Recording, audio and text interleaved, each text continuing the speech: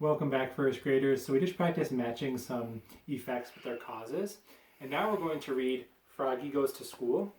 And then your mission for today, which you'll see in the next video, is going to be to find the causes to certain effects or events in the story Froggy Goes to School.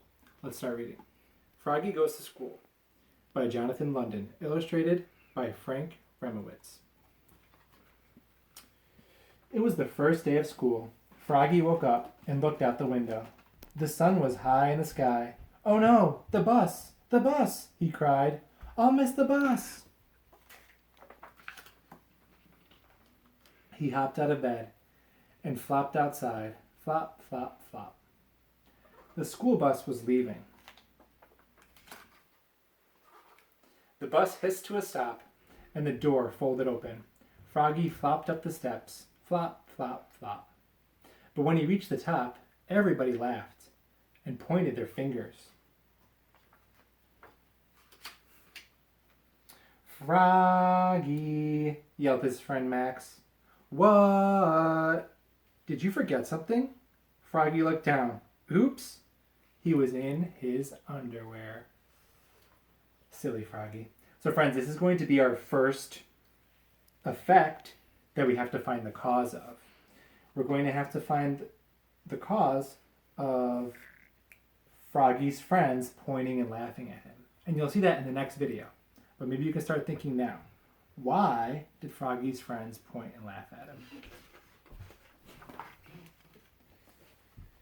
He dashed to the back of the bus and hid behind Max's umbrella, all the way to school.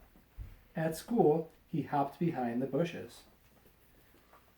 Sorry friends, my little furry friend Bella is biting my feet while I'm reading. He tried to, maybe she just wants some screen time. Let's show our first graders Bella. Bella. Bella, you gonna be nice to Mr. Mac now? She's being weird. Think she's over it. He tried to hide behind the flagpole. He rolled down the hall like a bowling ball, and in class he pretended to be a flower pot. "Froggy," called his teacher. "What?" But it wasn't his teacher. It was his father. Froggy rubbed his eyes. He had been dreaming. He was still in bed. "Rise and shine, Froggy," said his father. "It's the first day of school." This time, Froggy got all dressed. Zip, zoop, zup, zup, zup, zup, zap. Then he flopped into the kitchen. Flop, flop, flop. He tried to pour the milk on his bowl of flies, but the carton flew out of his hands. "You're just nervous about school, Froggy," said his mother. "Everybody is on the first day." "Not me," cried Froggy. And together they leapfrogged all the way to the bus stop. Flop, flop, flop. At school, Froggy found his name tag on his table. He liked his name. It was the first word he knew how to read. He read it aloud, louder and louder. It was the only word he knew how to read. Froggy. Froggy read his name. And then, "Froggy," cried his teacher, Miss Witherspoon. "What?" "Hush, dear. It's time to pay attention." So friends, this is going to be the second effect that we have to find the cause to. The second question you're going to answer is, why did Froggy's teacher, Miss Witherspoon, say hush to Froggy? What caused Miss Witherspoon to hush Froggy?